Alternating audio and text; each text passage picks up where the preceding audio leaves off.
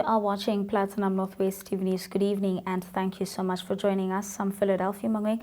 Let's take a look now at the leading top stories. Finally, South Africa's Government of National Unity has been announced following weeks of deadlock, and the Magalies Water appoints Ofentse Ntutang as its acting chief executive. In the business news, we are almost at 100 days of no load shedding, and in the sports news, India lifts the T20 World Cup trophy. We begin here. President Cyril Ramaphosa named 32 ministerial positions of the Government of National Unity late on Sunday, following weeks of deadlock that delayed the formation of a historic governing coalition. The announcement sees 20 of the 32 posts going to the ANC, another 6 filled by the Democratic Alliance, with the remainder split among a crowd of smaller coalition parties. Ramaphosa was forced into the unprecedented power-sharing arrangement with the DA and other parties after his party, a dominant force in the South African politics since the end of the apartheid era, lost its parliamentary majority for the first time since 1994.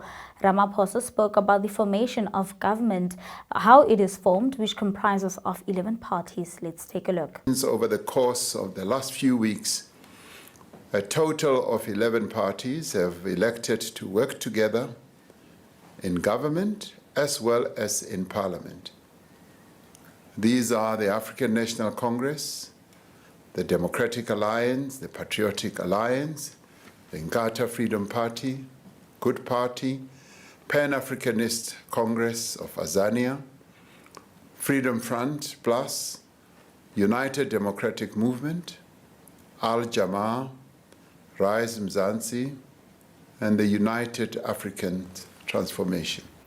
Now, it took more than a month of complex political maneuvering and concessions from the ANC to piece together the government. In a nod to the DA, its leader, John Steenhuisen, was appointed Minister of Agriculture. Here's the cabinet announcement.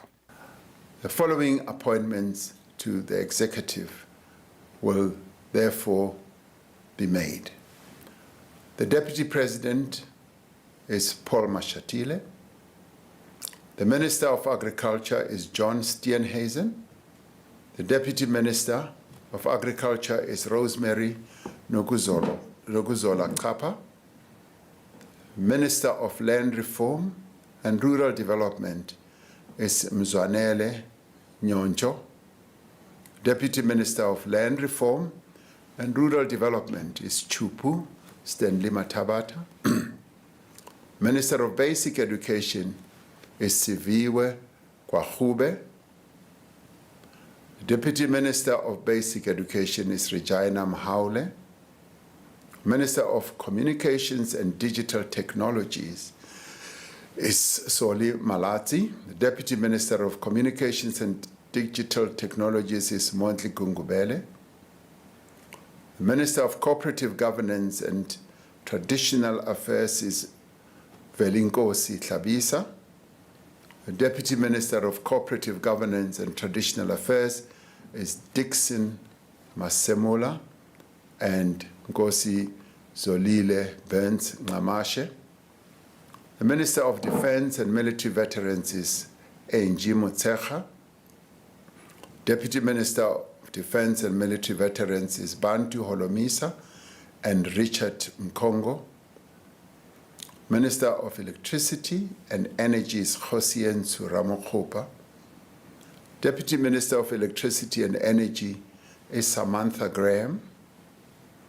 Minister of Science, Technology and Innovation is Blade Nzimande. The Deputy Minister of Science, Technology and Innovation is Nomalungelo Gina.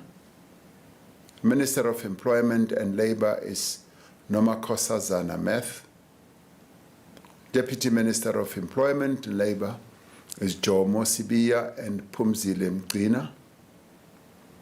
Minister of Finance is Enoch Godongwana. Deputy Ministers of Finance are David Masondo and Ashor Sarupen. Minister of Forestry, Fisheries and Environment is Dion George. Deputy Ministers of Forestry, Fisheries and Environment are Naren Singh and Bernice Swart. Minister of Health is Dr. Aaron Motsoaledi. Deputy Minister of Health is Dr. Joe Phatla. Minister of Higher Education is Dr. Nobuhle Nkabani. The Deputy Ministers of Higher Education are Buti Manamela and Dr. Mimi Gondwe. Minister of Home Affairs is Leon Schreiber. Deputy Minister of Home Affairs is Njabulo Nzuza. Minister of Human Settlements is Mamoloku Kubai. Deputy Minister of Human Settlements is Thandi Mahambehlala. The Minister of International Relations and Cooperation is Ronald Lamola. Deputy Ministers of International Relations and Cooperation are Alvin Buotes and Thandi Moraka. Minister of Justice and Constitutional Development is Thembing Kadimeng. The Deputy Minister of Justice and Constitutional Development is Andries Nel. The Minister of Mineral and Petroleum Resources is Gwede Mantashe. Deputy Minister of Mineral and Petroleum Resources is Judith Nemadzinga Chabalala. Minister of Planning, Monitoring and Evaluation is Marupini Ramokgopa. Deputy Minister of Planning, Monitoring and Evaluation is Seiso Muhai. Minister of Police is Senzo Mchunu. Deputy Ministers of Police are Poli Bushielo and Castle Matale. Minister in the Presidency is Kumbuzo Nchabeni. Deputy Ministers in the Presidency are Nongeba Mhlauli and Kenneth Murolo. Minister of Public Service and Administration is Nkosi Mzamo Buthelezi. Deputy Minister of Public Service and Administration is Pinky Kekana. Minister of Public Works and Infrastructure is Dion McPherson. Deputy Minister of Public Works and Infrastructure is Sihle Zigalala. Minister of Small Business Development is Telan Dabeni. The Deputy Minister of Small Business Development is Jane Sitole. The Minister of Social Development is Sisisi Tolashe. Deputy Minister of Social Development is Hanif Hendricks. The Minister of Sports, Arts and Culture is Gayton McKenzie. Deputy Minister of Sports, Arts and Culture is Peace Mabe. Minister of Tourism is Patricia DeLille. Deputy Minister of Tourism is Maggie Sochu. Minister of Trade and Industry and Competition is Pax Dao. The Deputy Ministers of Trade, Industry and Competition are Zuko Godlimpi and Andrew Whitfield. Minister of Transport is Barbara Creasy. Deputy Minister of Transport is Mkhuleko Hlengwa. Minister of Water and Sanitation is Phemima Jodina. Deputy Ministers of Water and Sanitation is David Mahlobo and Isaac Siahlolo. Minister of Women, Youth and Persons with Disabilities is Sindisiwe Chikunga. Deputy Minister of Women, Youth and Persons with Disabilities is Mapaseka Steve Litzike. Minister of Correctional Services is Peter Groenewald. Dr. Peter Groenewald. Deputy Minister of Correctional Services is Lindiwe Njalinjali.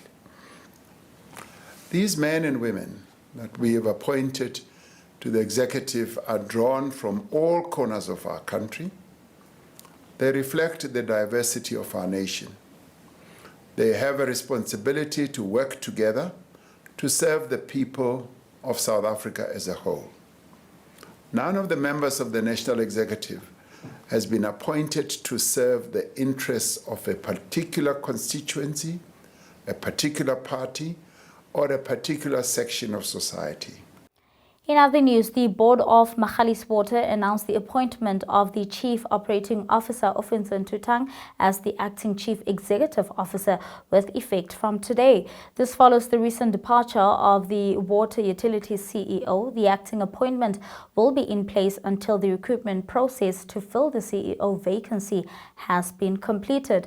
An announcement of substantive Chief Executive Officer will be made after Cabinet approves the name of the recommended candidate to the Minister of Water and Sanitation. Here's the Magalieswater communication spokesperson, David Magai. Magalieswater hereby confirms the acting appointment of the entity's Chief Executive Officer with effect from today, July 1st, 2024. The Chief Operations Officer, Mr. Ntutang, has been duly appointed by the board to act as the acting Chief Executive until such time the recruitment processes have been completed and the recommended name of a candidate would have been sent to the Minister of Water and Sanitation for Cabinet approval. This acting appointment follows the recent departure of the former CEO, Mr. Sendele Mkhize, who his last day at Magalieswater was on the 30th of June 2024, as he now assumes a new responsibility within the water sector in KwaZulu-Natal. In other news, a case against alleged insurance killer Agnes Setwanto has been moved to the Northwest High Court in Mahikeng for a pre-trial hearing on July 22nd. Setwanto is accused of poisoning her niece to cash in on an insurance policy worth over 3 million. She has been charged with murder, 2 counts of fraud, and 1 count of defeating the ends of justice. She was arrested in November 2023 following an intelligence operation prompted by suspicions raised by family members. Here's more. Setwanto was traced and arrested in Centurion during a takedown operation led by the SAPS in collaboration with an insurance company. She has been held behind bars since her arrest after the Molopo Magistrate Court denied her bail in January. She had allegedly insured her son for 6 million rand. Police are also investigating the deaths of her husband, 2 daughters, and her son.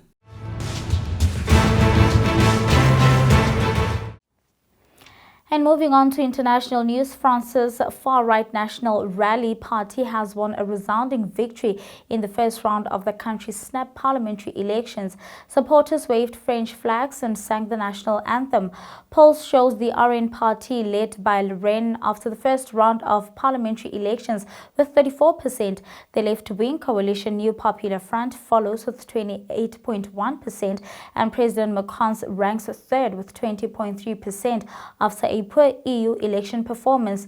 Marine Le Pen called on the RN supporters to mobilize on July 7th so that the people prevail. Let's take a look. Je vous appelle à rejoindre dimanche la coalition de la liberté, de la sécurité et de l'unité. Dimanche, en votant pour les candidats de l'Union nationale, vous ferez en sorte que le pays retrouve dans l'unité et la fraternité l'énergie pour ne faire plus qu'un. Aucun Français, je dis bien aucun Français, ne perdra de droits. Au contraire, les droits seront garantis et dès lors que la situation le permettra, de nouveaux seront créés au bénéfice de chacun. Mes chers compatriotes, ce 30 juin 2024, dans le pays renaît l'espérance. Le 7 juillet, mobilisez-vous pour que le peuple gagne. Vive la République, vive la France! Now, the result puts the RN in a position where it may start thinking, hopefully, about forming a government. However, forces across the rest of the political spectrum have suggested that they will cooperate to block the far-right party in the second round vote on July 7th. Let's get the very latest now in the business news.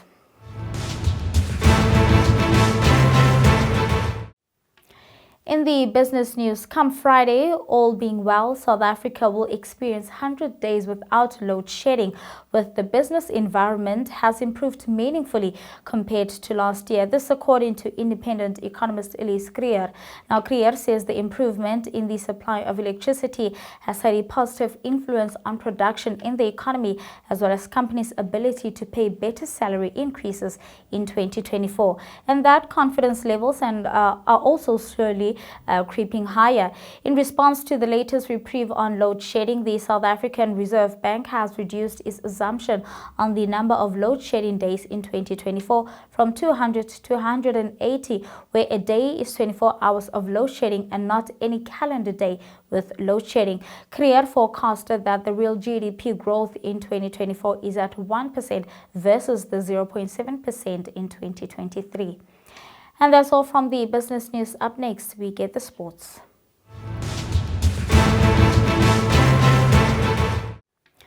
In cricket news, the men in blue defeated the Proteas in the final in Barbados. An attritional 76 from Virat Kohli helped India to a monumental first innings score of 176 for 7 as they sought their first crown in over a decade. Let's take a look. Congratulations to India, led by Rohit Sharma, ICC Men's T20 Cricket World Cup champions 2024.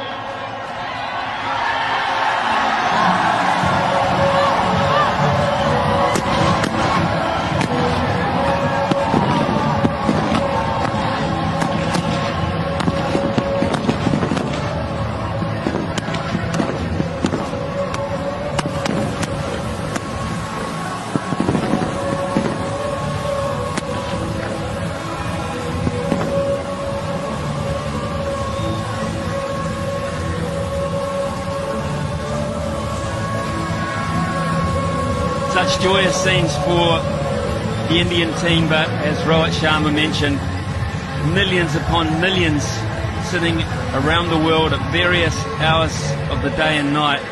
They won't be sleeping, they will be celebrating for a long, long time. Last time for such a great man in Rahul Dravid. Look at that for emotion. Look at that. These are firsts for most cricket fans to see this kind of emotion. And here's Indian captain Rohit Sharma in his post-match interview. Very hard to sum up what we've been through for the last 3 or 4 years, to be honest. We worked really hard as individuals and as a team. A lot has gone behind the scenes for us to be here today and winning this game.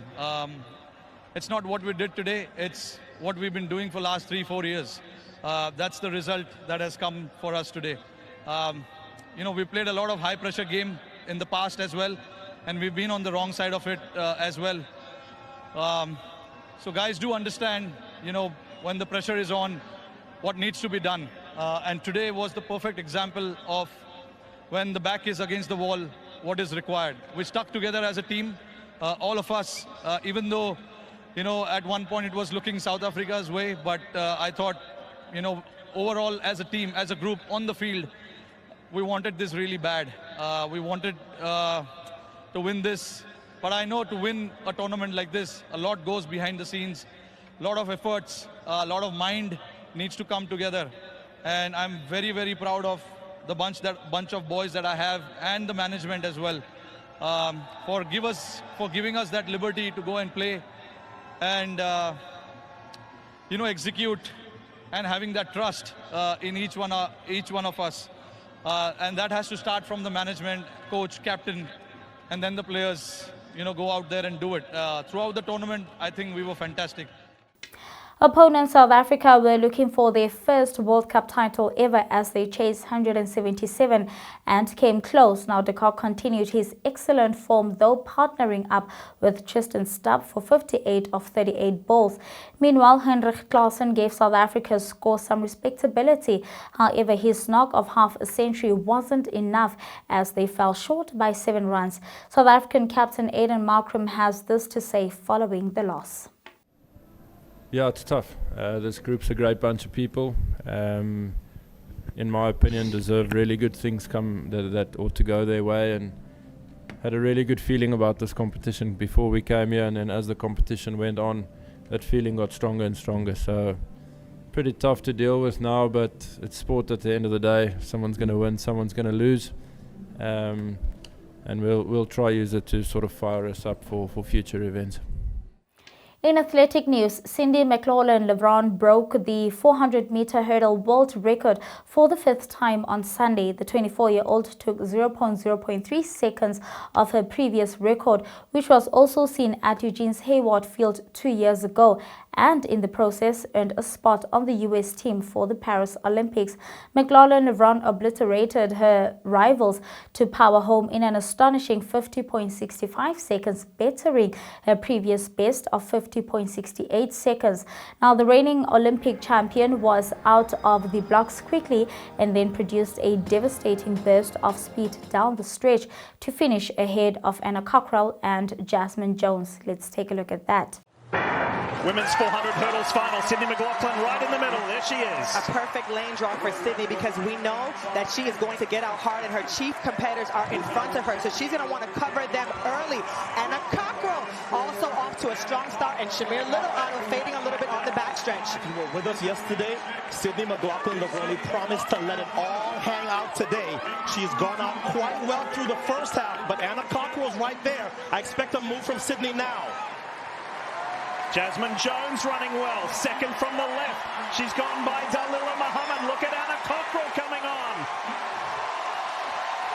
Jasmine Jones has gone by Shamir Little. It's going to be a home stretch fight for that spot. There's no question about the lead and the victory. Sydney McLaughlin-Levrone, 50.67. That would tie the world record. Is that the world record? 50.68 was the record. It's a world record in the last event of the trials. Sydney's done it again. At Sydney's magnificent victory run, the victory sees her safely through to her 3rd Olympic Games after appearances at the 2016 Rio Games and the pandemic-delayed Tokyo Games. And that's where we're going to have to leave it for this evening. Thank you so much for watching. I'll be back again tomorrow evening. Till then, good night and take care.